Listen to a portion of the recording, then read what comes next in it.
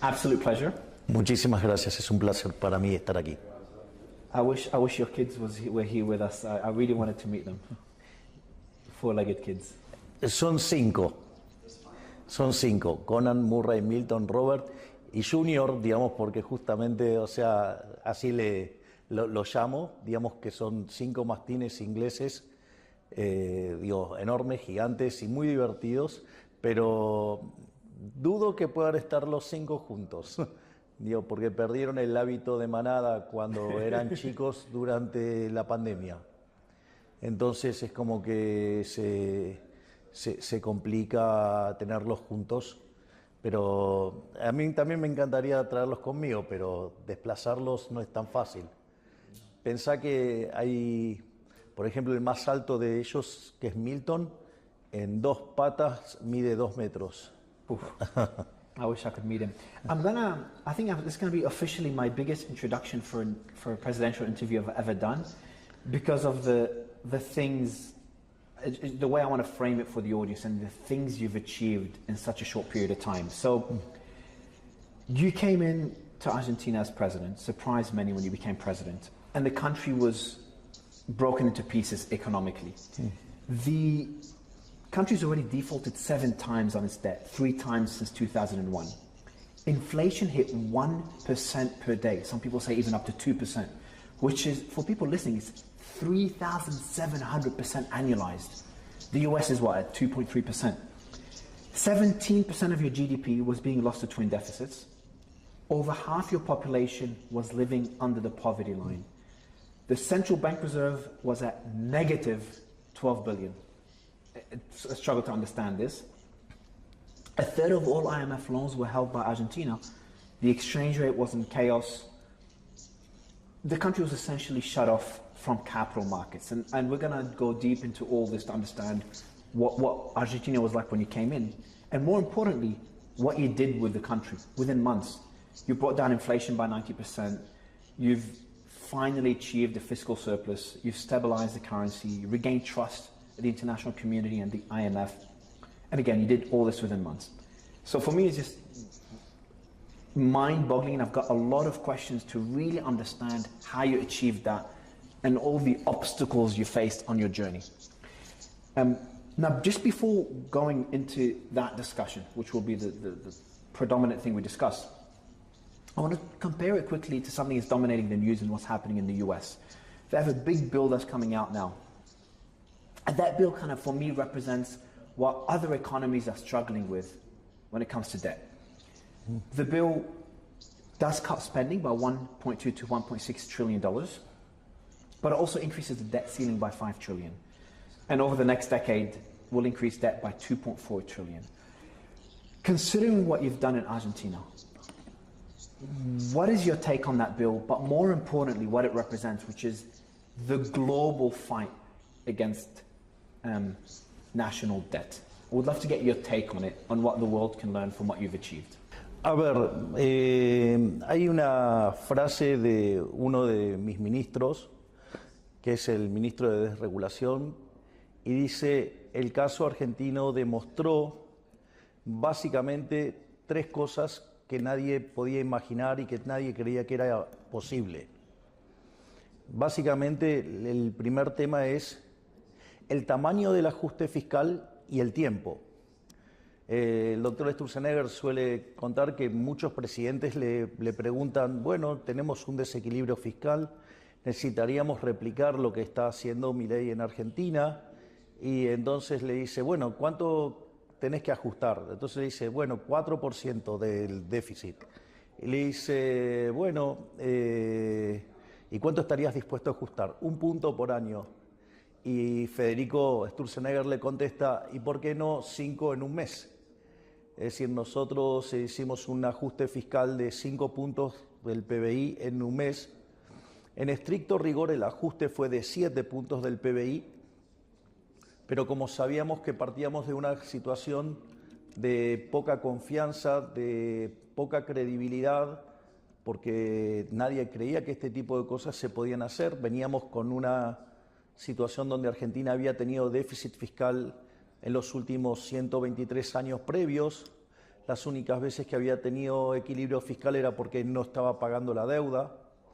Entonces, en ese contexto era muy difícil creer que se pudiera hacer algo de estas características y nosotros sabíamos que eso podía tener un impacto negativo en actividad y eso impactar en el empleo y en la cantidad de pobres, y por eso también tuvimos un programa muy agresivo en materia de contención social. Entonces, parte del ajuste, esos 7, 2 fueron compensados con mayor asistencia en el sector más vulnerable de la población.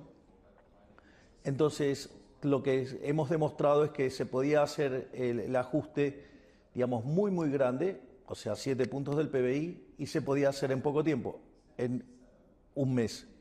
No solo eso, el ajuste no terminó ahí, porque sino que además teníamos un desequilibrio en el Banco Central que generaba un déficit cuasi fiscal de 10 puntos del PBI.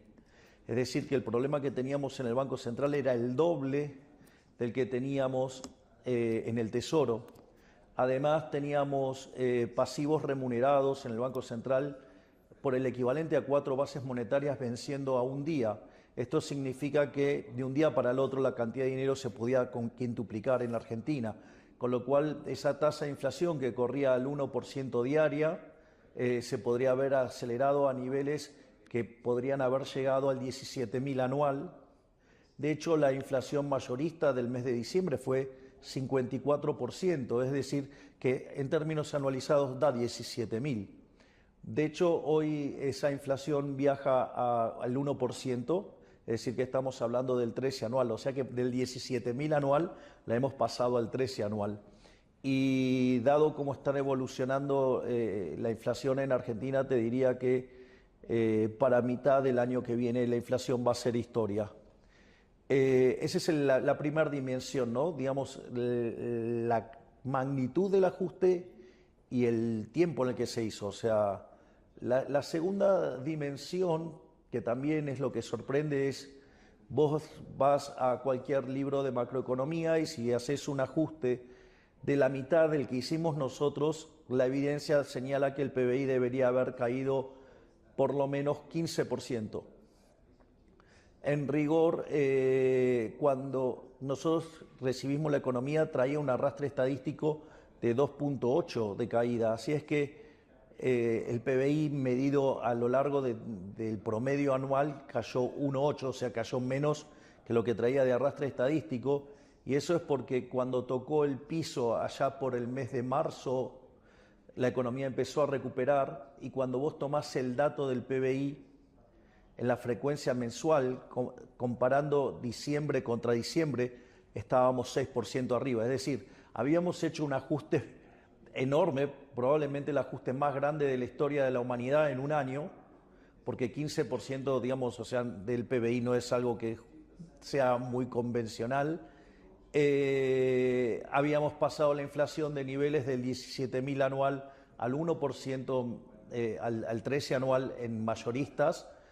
Y lo más interesante es que cuando todos esperaban que eso fuera una catástrofe en materia de actividad y empleo, terminó básicamente con un PBI recuperándose al 6%. De hecho, esto continúa porque durante el primer trimestre del año la economía creció al 6% y durante el segundo trimestre lo está haciendo al 8%. Y la tercera dimensión que también resulta poco convencional es que todos esperaban que mi popularidad se destruyera rápidamente.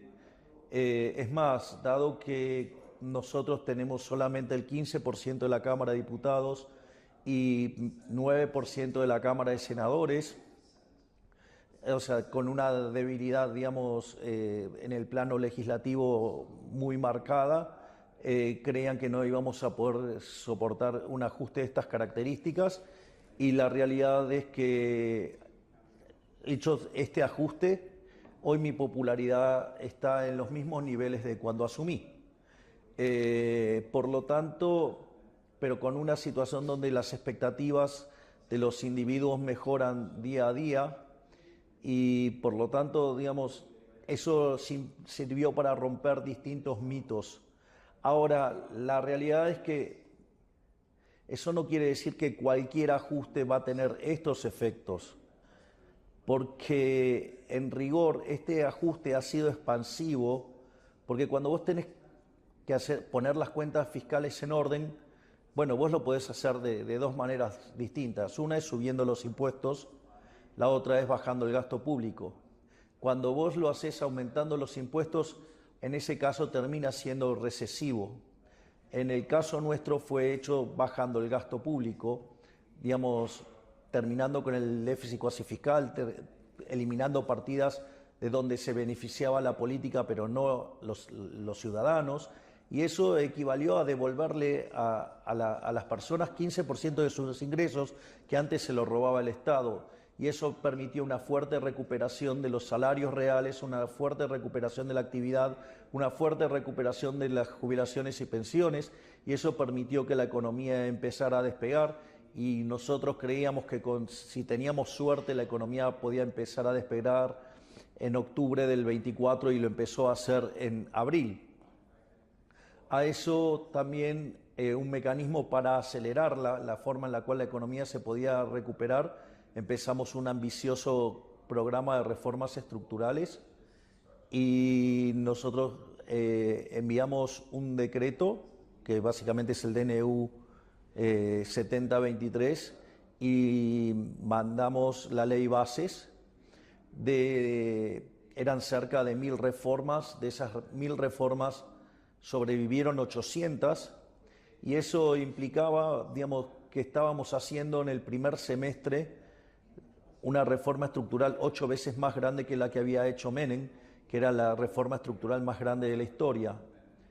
Es más, cuando entramos en la segunda parte del año, el doctor Sturzenegger se incorpora de manera directa como ministro, porque en ese momento trabajaba como asesor externo, porque él estaba dando clases en Harvard y se le complicaba, digamos, estar digamos, en la función y dando clases.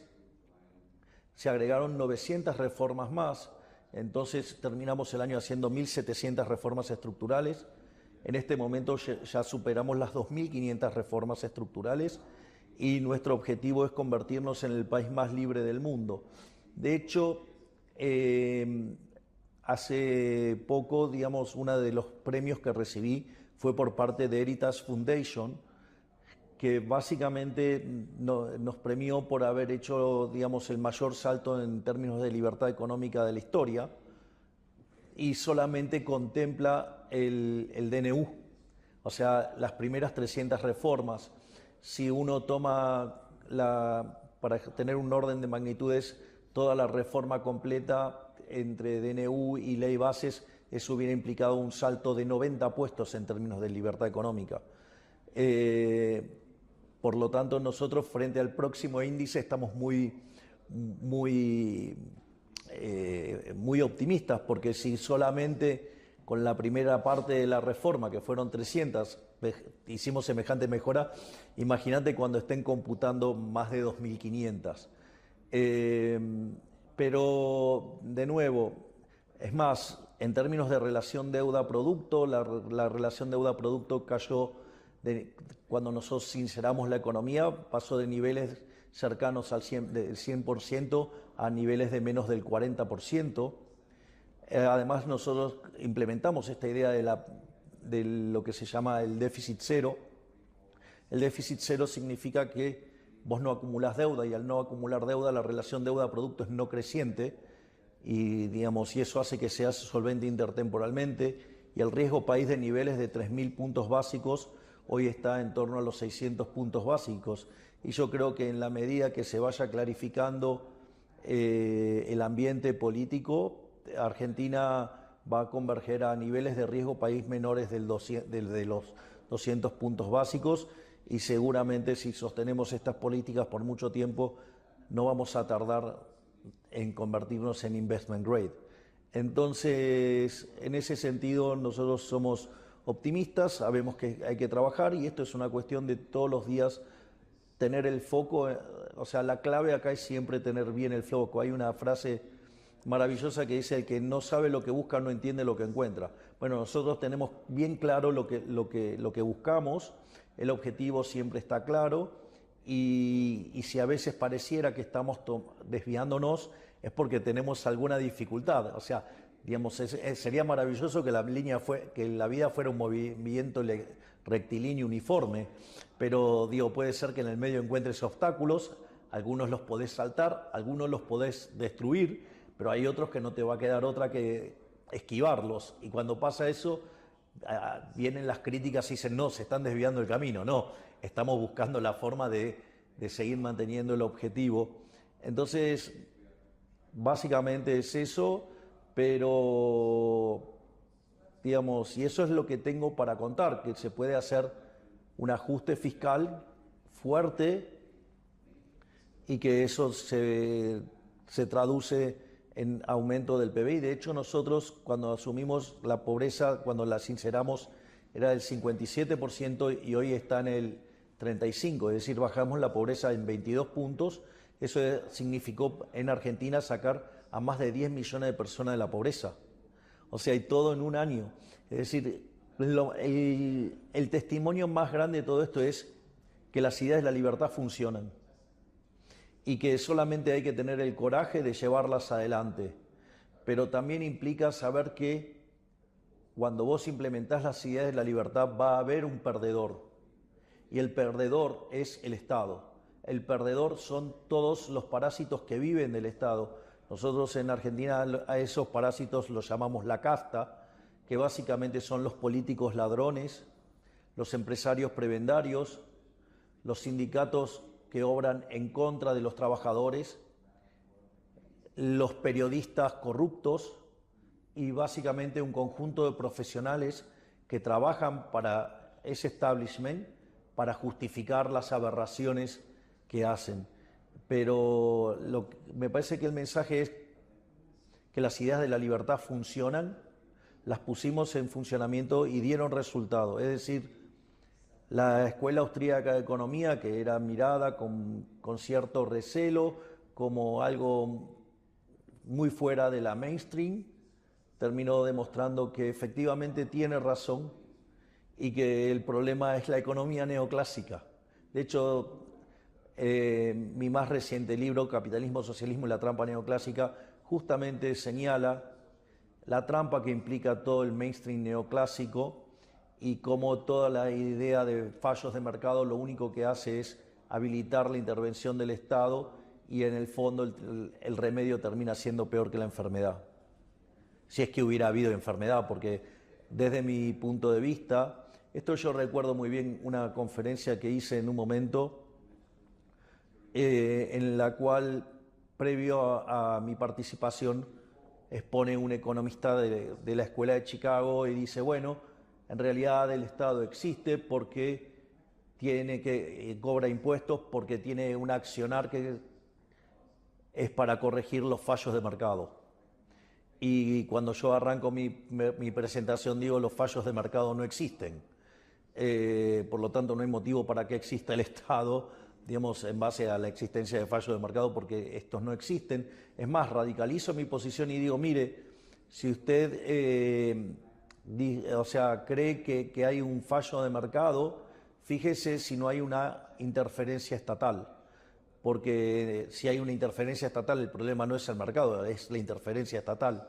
Y si después de hacer el análisis no encuentra la interferencia estatal, vaya y hágalo de vuelta porque entonces estoy seguro que está mal.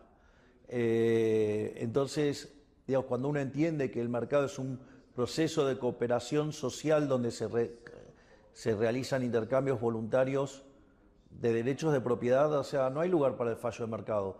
Eso no quiere decir que no me equivoque, pero no hay lugar para el fallo de mercado, salvo que haya violencia, y el único agente que ejerce la violencia es el Estado. Y si lo estuviera ejerciendo un privado contra un privado, digamos, estaría violando la ley. Por lo tanto, es más, en la lógica liberal estaría violando el principio de no agresión y seguramente estaría lesionando ya sea la libertad, la propiedad o la vida, digo que son en estos últimos tres los derechos sobre los cuales pivoteamos nuestra visión. There's a lot I want to talk about, especially when it comes to La Casta and all the difficulties you face there.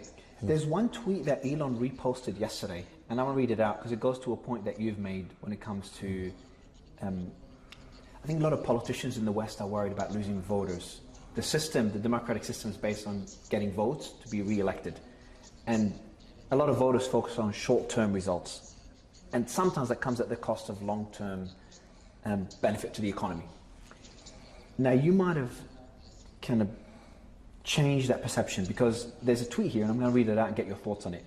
The tweet says, Milei reduced government spending 30% and achieved a surplus in only 1 month. His popularity did not fall, it rose. Don't tell me fiscal discipline isn't popular with general public. It's just unpopular to the powerful special interests that control, in this case DC, but that control any government, including Argentina. Can you tell me more? Would your model work for other democracies when it comes to alienating voters, or could it also be replicated? And also I want to get your thoughts, on the challenges when it comes to voters, plus La Casta, the establishment that's going to be trying to stop you. A ver, el ajuste fiscal es popular en tanto y en cuanto no caiga sobre el sector privado.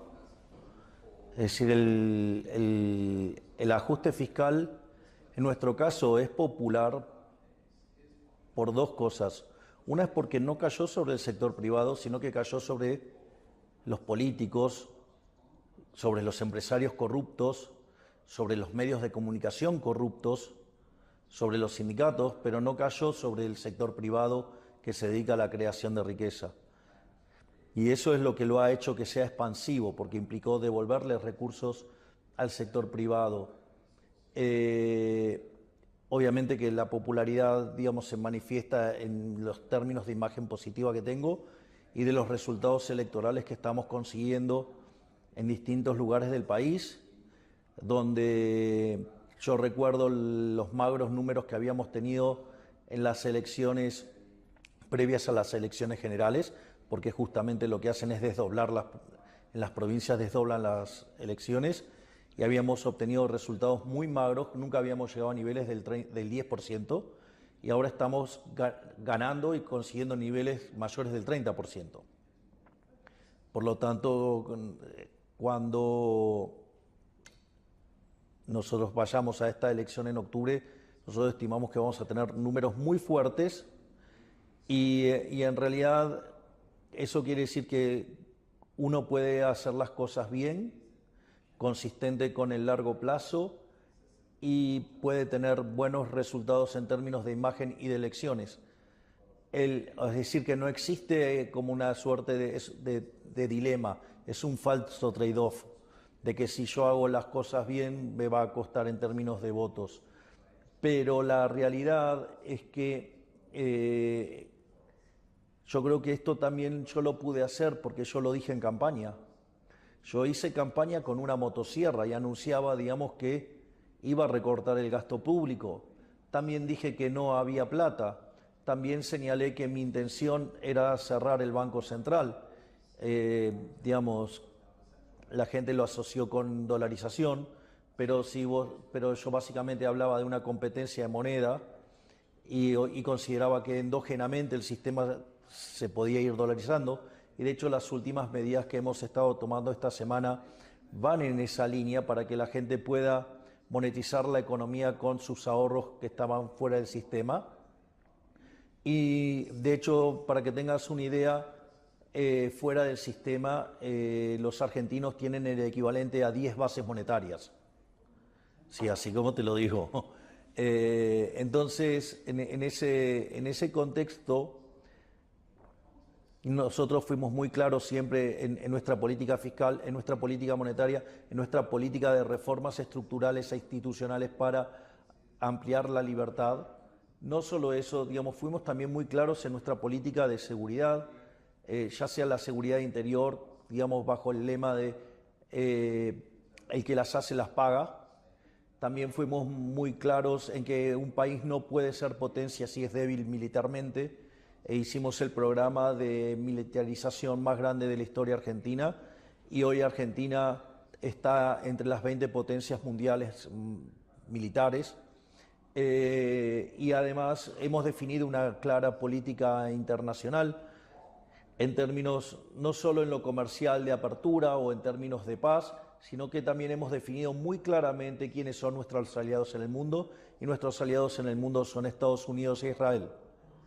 Digamos, porque básicamente son los mejores exponentes de lo que es lo que se considera Occidente, la cultura occidental. Entonces, en ese sentido, nada de lo que estamos haciendo nosotros sorprende, porque nosotros ya lo habíamos dicho en campaña.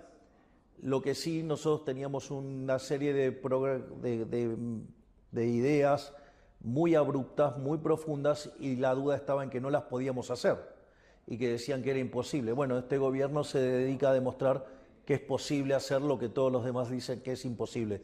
Es decir, con lo cual requiere no solo saber qué es lo que hay que hacer, hay que saber cómo hacerlo, pero sobre todas las cosas hay que tener el coraje para implementarlo, porque no puede faltar ninguno de esos elementos. Es decir, si vos no sabes lo que querés, estás perdido. Si vos sabes lo que querés, pero no sabes cómo, estás perdido. Y si vos sabes qué querés y cómo hacerlo, pero no tenés el coraje, también estás perdido. Entonces necesitas esos tres componentes. Y afortunadamente yo estoy rodeado de profesionales maravillosos que han hecho que todo este conjunto ambicioso de reformas se puedan hacer de manera rápida y correcta. Y por eso es que, digamos, mi agradecimiento permanente hacia todos mis ministros. But you said it takes courage. You've had drones in the presidential palace. You've had your vet called over 150 times to try to get dirt on you by journalists. You've had, President Trump, your friend, was almost shot. I feel like whenever someone breaks a system, there's all these different players that benefit from the system that try to stand in the way.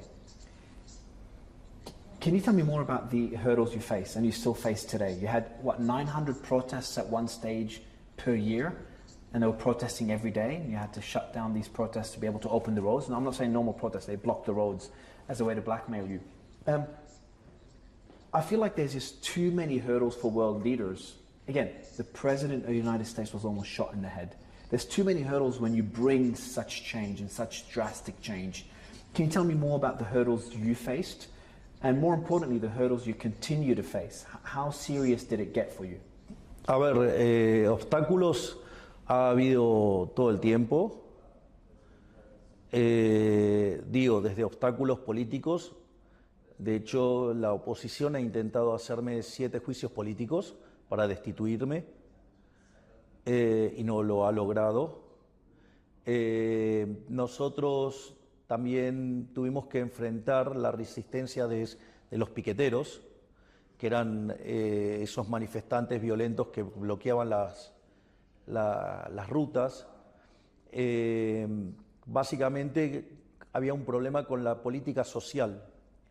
Cuando nosotros en Argentina se daba la asistencia social, a los beneficiarios se les pedía una contraprestación, pero esa contraprestación, digamos, tenía que ser firmada, avalada por los piqueteros, por estos dirigentes sociales que nosotros llamamos los gerentes de la pobreza. Y cuando iban a firmarle esa verificación, les quitaban la mitad de sus ingresos. Entonces, por ejemplo, una de las cosas que nosotros hicimos, más bien asumimos, fue cortar la contraprestación. Recuerdo que nuestra ministra de Capital Humano, la doctora Sandra Petovelo, fue muy criticada por esto, y sin embargo era la llave para quitarle el dinero a las organizaciones sociales. A partir de eso nos hicieron una amenaza de que nos iban a hacer una marcha. Ellos básicamente decían que iban a ir 50.000 personas porque estaban esperando 100.000. Entonces, en ese contexto se sumó también otra ministra brillante que tengo, que es la doctora Bullrich, y me presentó un protocolo antipiquetes, antidisturbios, y en conjunción con quien en ese momento era el ministro de Transporte, el doctor Guillermo Ferraro, que en paz descanse, básicamente implementaron protocolo antipiquete y pudimos controlar la primera marcha. Pensá que en Argentina había entre 8.000 y 9.000 manifestaciones por año y hoy hemos terminado con todas esas manifestaciones, no se cortan más las calles y cada vez, al haberle quitado los recursos a los gerentes de la pobreza, por ejemplo, el último miércoles intentaron hacer una marcha y donde iban los jubilados, iban los que se quejaban por las discapacidades, se quejaban los que del hospital de niños, se iban quejando un montón de grupos y entre todos sumaron 2.000 personas. Es decir que también, digamos, ha sido un trabajo enorme. Y obviamente que también, ¿no?, el trabajo enorme por parte del equipo económico, ¿no?, digamos, liderado por Luis Caputo, que de hecho fue elegido el mejor ministro de Economía del mundo el año pasado, con un trabajo fenomenal del presidente del Banco Central, Santiago Bausili, y con un rol muy destacado por parte del secretario de Finanzas, de Financiamiento. Digamos, pudieron desmontar todo, Pablo Kirno, pudieron desmontar toda la bomba que estaba plantada dentro del Banco Central. Entonces, digamos, yo tengo solo palabras de admiración y agradecimiento a cada uno de mis ministros que han logrado desactivar todo esto y además, no solo que hemos logrado bajar la inflación, que la economía esté creciendo, que la pobreza haya caído en más de 22 puntos, sino que además hemos puesto en control las calles y, digamos, hoy se puede transitar por el país libremente sin que ningún violento corte la calle. Entonces, es más, de hecho, nos criticaron por eliminar el Ministerio de la Mujer y nosotros cuando llegamos había el equivalente a 24 ministerios y los llevamos a 9 y hoy ya son 8. Y lo interesante es que dentro de las cosas que eliminamos fue el Ministerio de la Mujer.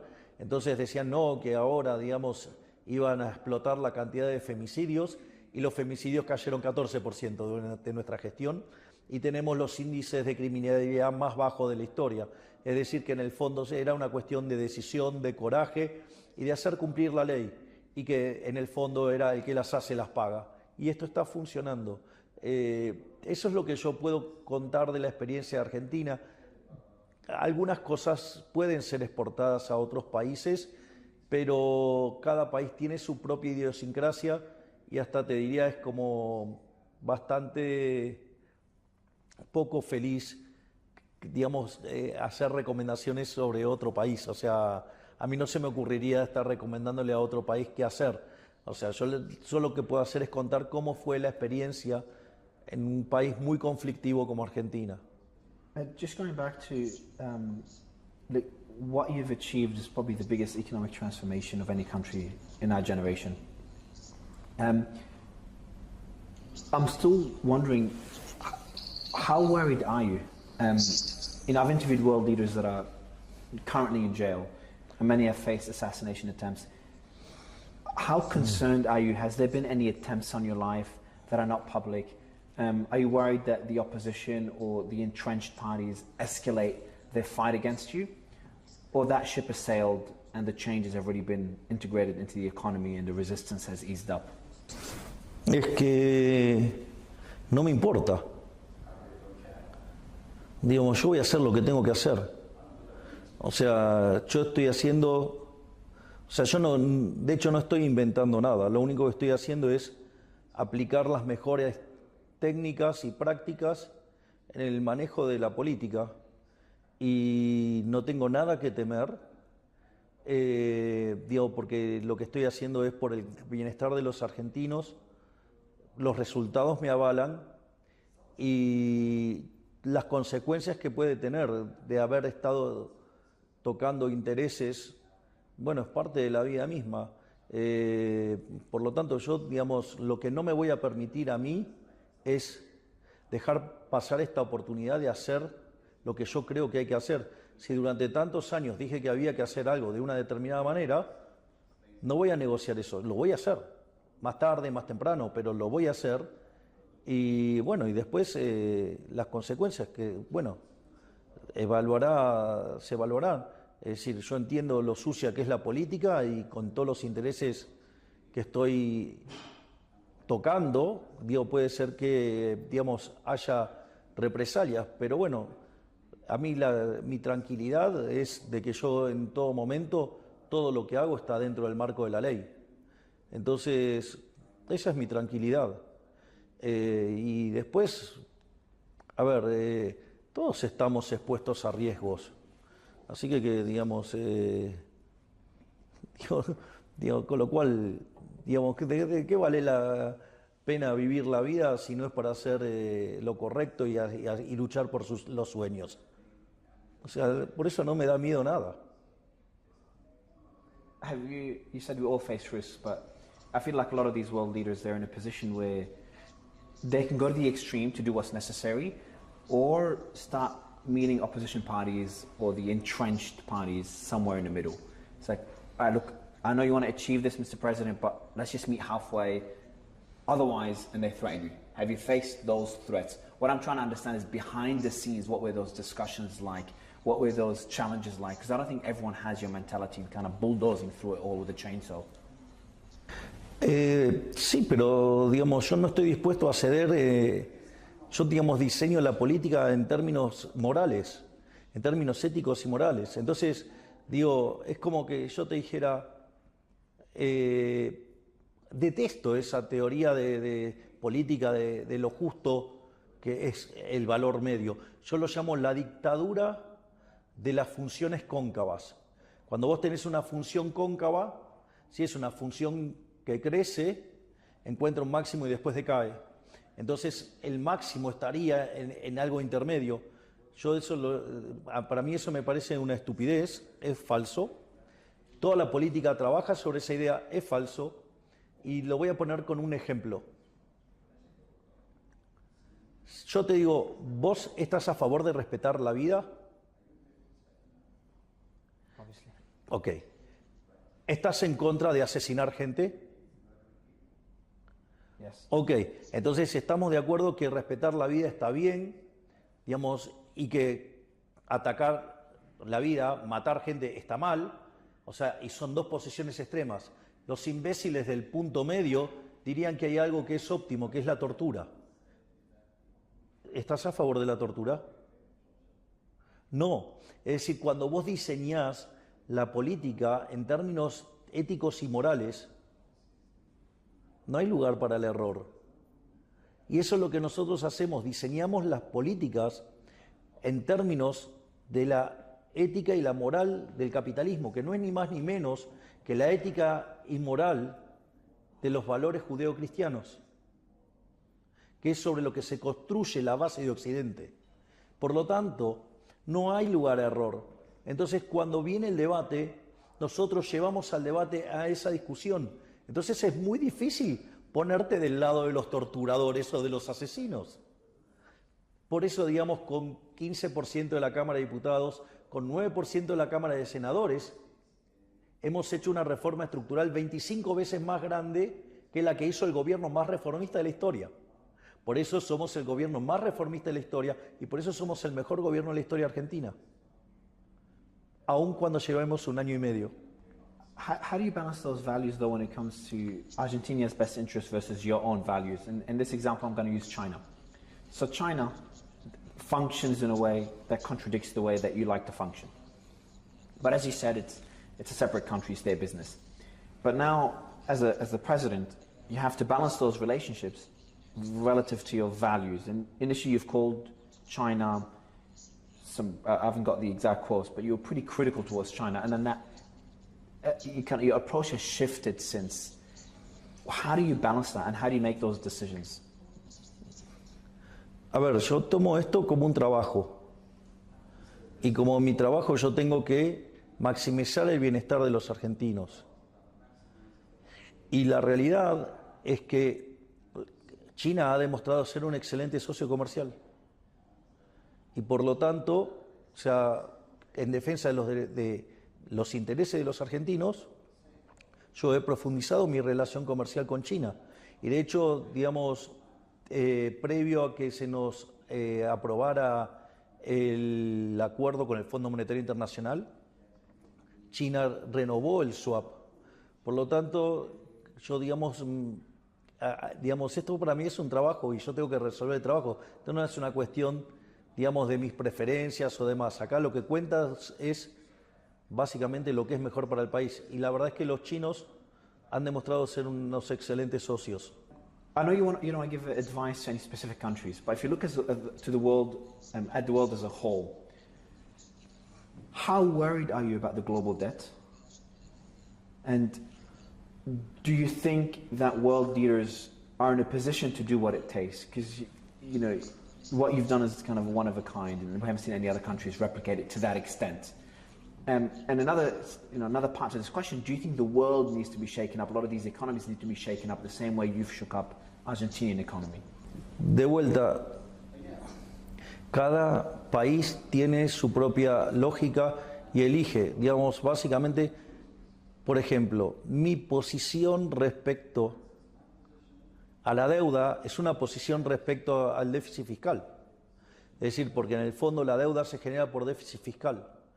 Y solamente 5 países en el mundo tenemos equilibrio en la línea financiera.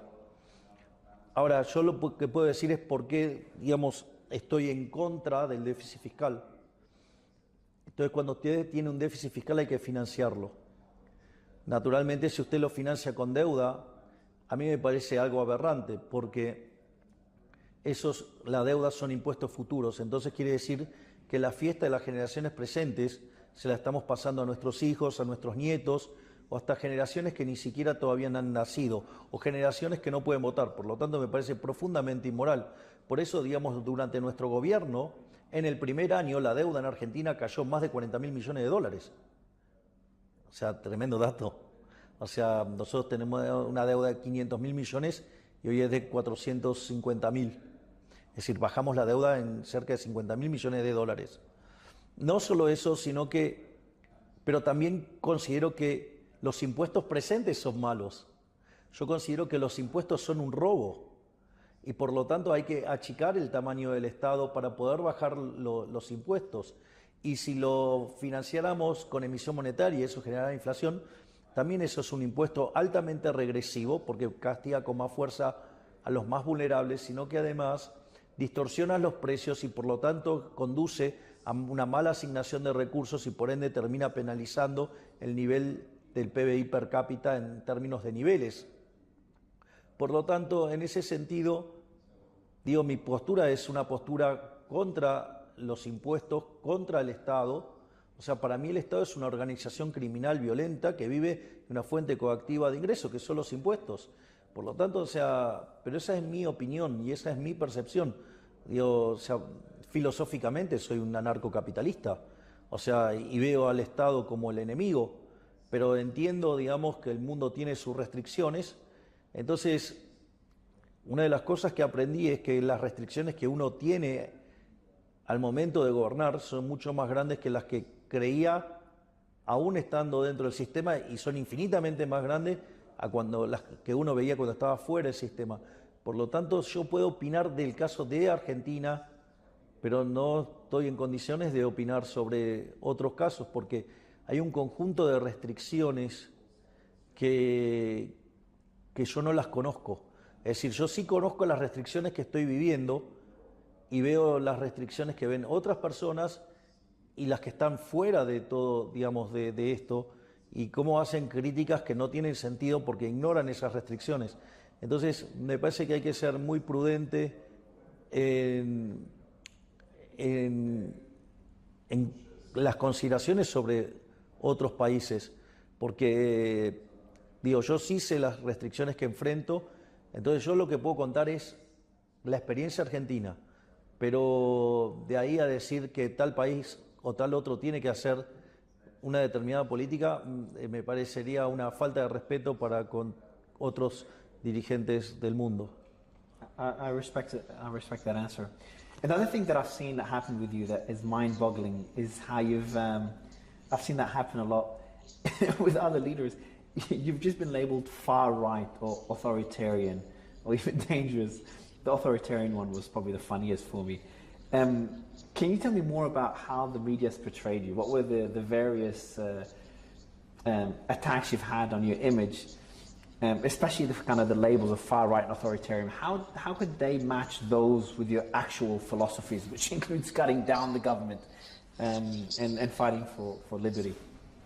A ver, la verdad es que la visión de los medios sobre mi persona está absolutamente distorsionada. Básicamente los medios están profundamente furiosos conmigo porque corté la publicidad oficial.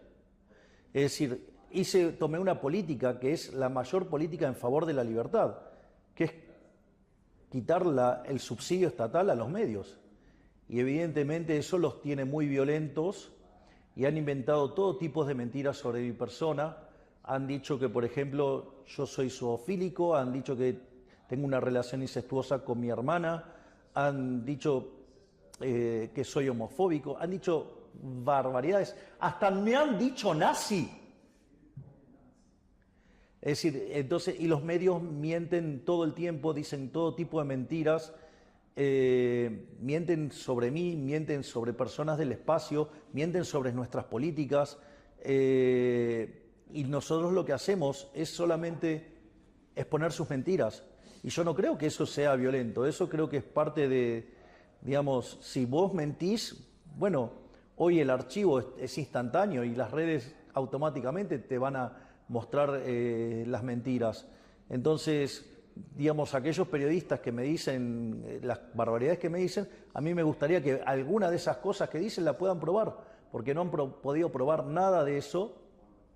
Mienten, calumnian, injurian, dicen un montón de cosas. Entonces yo le preguntaría a los periodistas, mentir, calumniar, injuriar, ensuciar a una persona, ¿está bien? Yo creo que no. O sea, hay que tienen privilegios por ser periodistas, que se creen seres superiores, que pueden arruinarle la vida a cualquier ser humano y esa persona no se puede defender.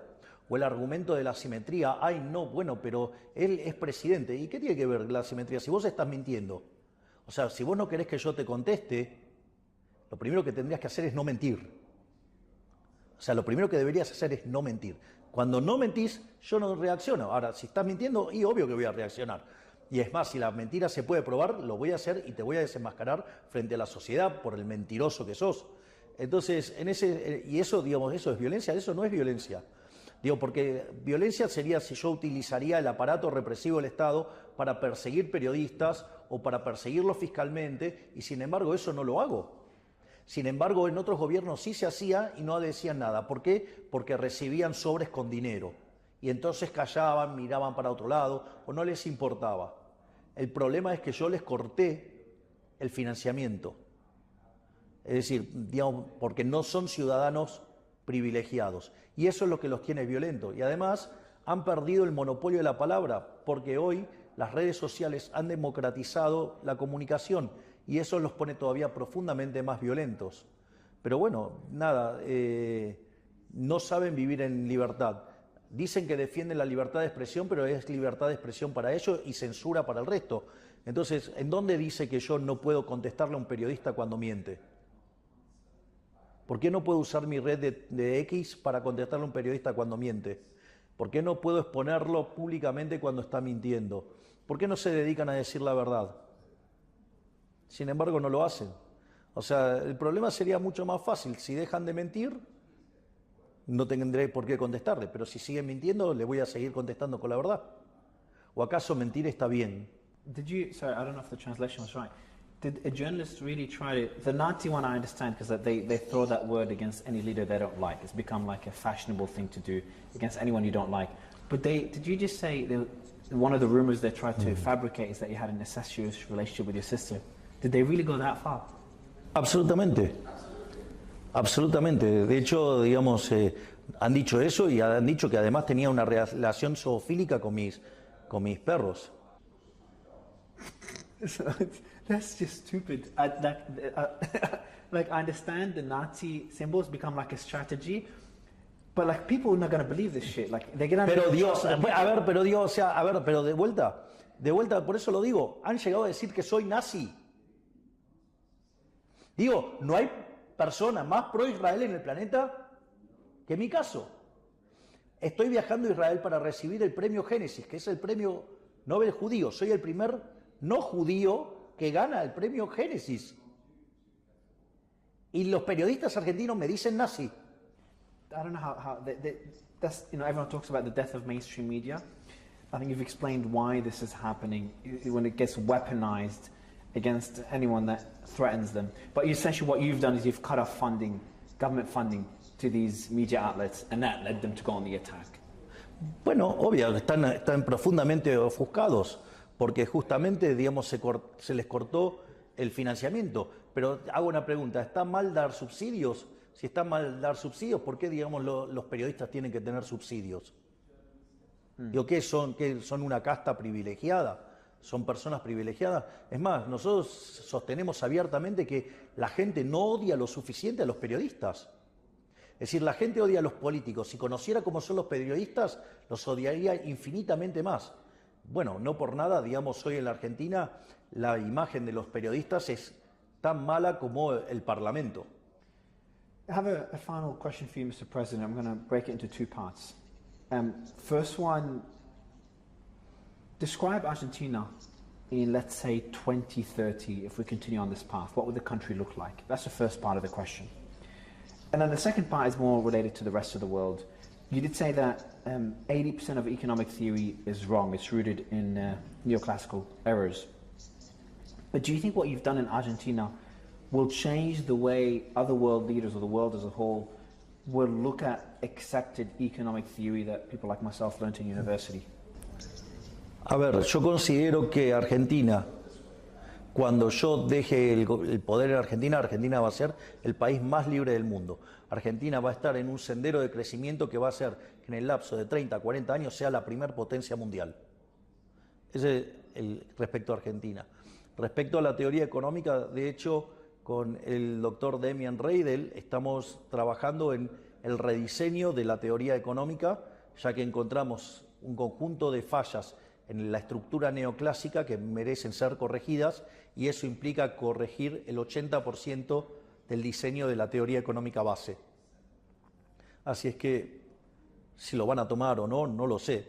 Digo, pero quizás se van a tener que rendir frente a los resultados. Mr. President, congratulations. I know it's only been 1.5 years. You've got a long time ahead of you, potentially another 4 years after that. But congratulations on what you've done to one of the most beautiful countries in the world, Argentina. And I think there's going to be a lot. I know you've been humble in not giving advice to other countries. There's going to be a lot that other countries around the world learn from what you've achieved. It's nothing short of a miracle. So thank you for everything. Muchísimas gracias. Thank you, sir. Appreciate it.